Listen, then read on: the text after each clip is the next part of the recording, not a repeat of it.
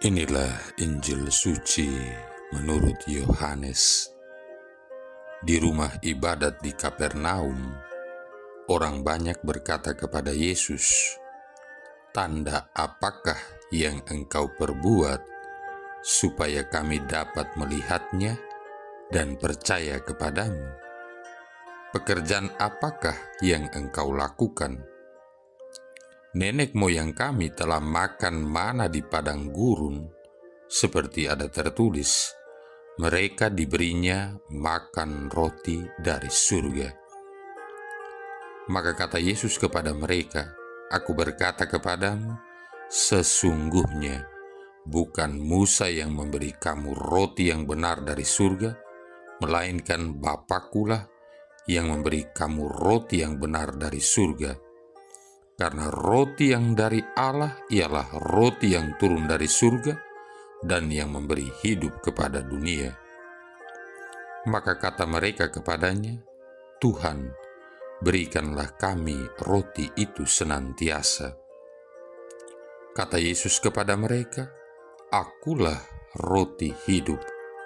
Barang siapa datang kepadaku, ia tidak akan lapar lagi, dan barang siapa percaya kepadaku, ia tidak akan haus lagi." Demikianlah sabda Tuhan.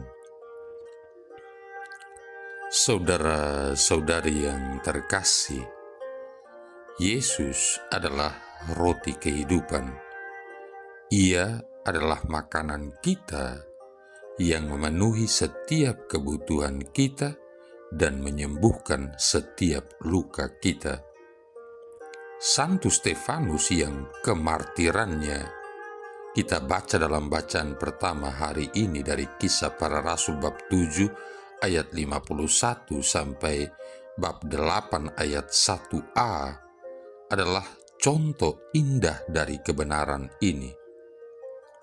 Menurut Anda, sampai berapa seringkah Santo Stefanus pergi tanpa makanan atau tanpa kenyamanan rumahnya dan keluarganya sendiri saat dia melayani orang-orang miskin dalam gereja? Bagaimana dengan Santo Paulus yang telah belajar menjadi seorang minimalis dalam hal pemuasan kebutuhannya sendiri?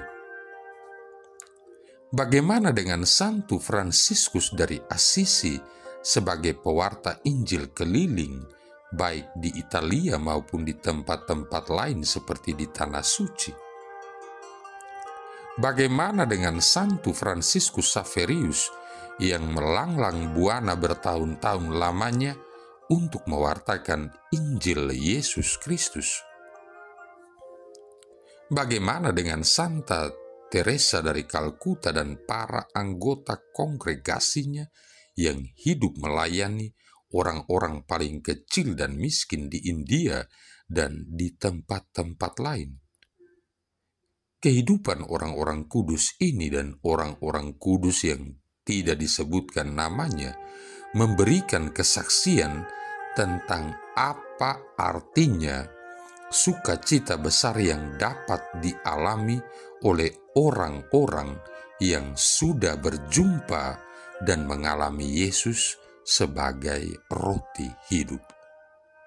Saudara-saudari yang terkasih, Yesus adalah Sang Sabda yang menjadi daging atau firman yang menjadi manusia, Yohanes bab 1 ayat 14, yang datang dari mulut Allah sendiri. Dia adalah roti hidup yang memberi makan, memelihara, dan memperkuat kita. Yohanes bab 6 ayat 29 sampai 33. Ketika kita bersiarah menuju surga, Yesus adalah pemberian Allah yang sangat istimewa bagi kita, roti yang turun dari surga. Siapa saja yang memakannya, ia tidak akan mati. Yohanes bab 6 ayat 50. Jelaslah bahwa manusia hidup bukan dari roti saja, tetapi manusia hidup dari segala yang diucapkan Tuhan.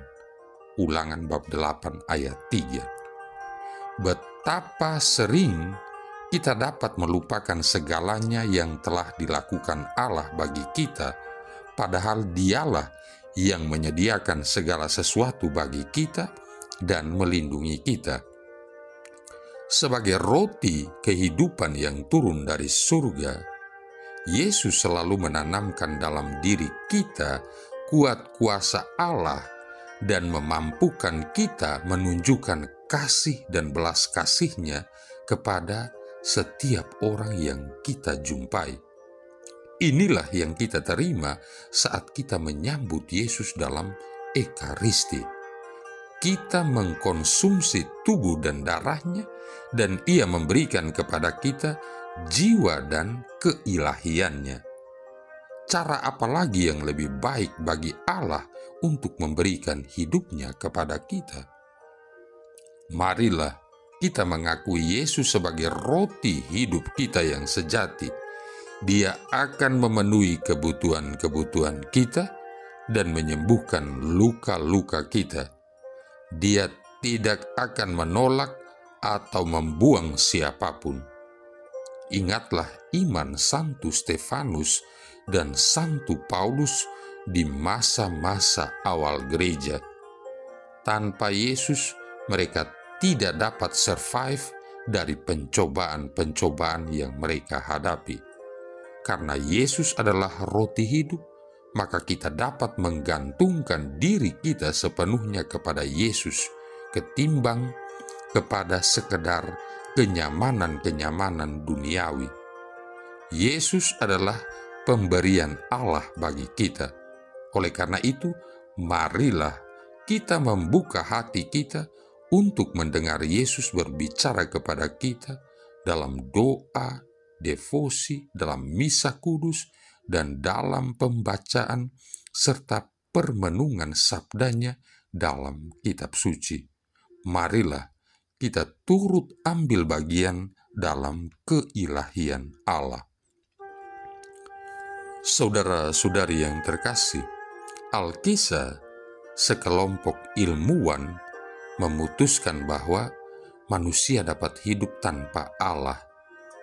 Maka salah seorang dari mereka memandang ke atas kepada Allah dan berkata, "Kami telah memutuskan bahwa kami tidak lagi membutuhkan Engkau. Kami memiliki cukup hikmat kebijaksanaan untuk mengkloning manusia dan melakukan banyak hal ajaib." Allah mendengarkan dengan sabar dan kemudian berkata, "Baiklah, mari kita mengadakan kontes penciptaan manusia. Kita akan melakukannya persis seperti aku dulu menciptakan Adam." Para ilmuwan setuju. Kemudian salah satu dari mereka membungkukkan badan dan mengambil sekepal tanah.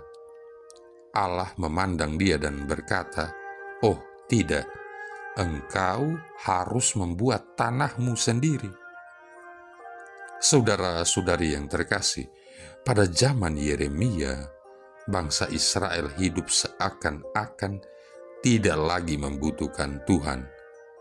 Mereka mempercayakan diri mereka kepada ilah-ilah lain, sekalipun ilah mereka itu tidak dapat menanggapi kebutuhan-kebutuhan mereka. Yeremia menentang pemberontakan mereka karena telah meninggalkan Allah yang sejati dan menunjukkan sikap yang tidak hormat terhadap Allah. Yeremia bab 2 ayat 13 ayat 19. Apakah kita telah menjalani hidup ini seakan-akan kita tidak membutuhkan Allah karena nyaman dengan semua hal-hal duniawi? Kita mungkin mengenal Dia sebagai juru selamat, namun seringkali kita memberhalakan hikmat atau kebebasan manusiawi kita. Mungkinkah Tuhan berkata tentang kita, "Mereka telah menjauh daripadaku"? Hidup jauh dari Allah mempermalukan dan tidak menyenangkan Allah, dan tidak akan pernah memenuhi kebutuhan kita yang terdalam, namun kita dapat berbalik kepadanya. Sikap memberhalakan diri sendiri dengan segala milik kepunyaan hal-hal duniawi merupakan pengganti Allah yang sangat menyedihkan. Marilah berdoa. Allah Bapa yang Maha Baik, Engkau membuka pintu kerajaan surga bagi orang yang lahir kembali dari air dan Roh Kudus. Rahmat-Mu telah Kau berikan kepada kami, dan kami telah Kau bersihkan dari segala dosa.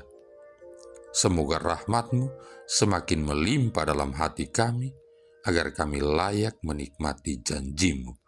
Dengan pengantaran Yesus Kristus Putra-Mu Tuhan kami, yang bersama dengan Dikau dalam persatuan dengan Roh Kudus, satu Allah sepanjang segala masa. Tuhan memberkati kita sekalian, Bapa, Putra, dan Roh Kudus.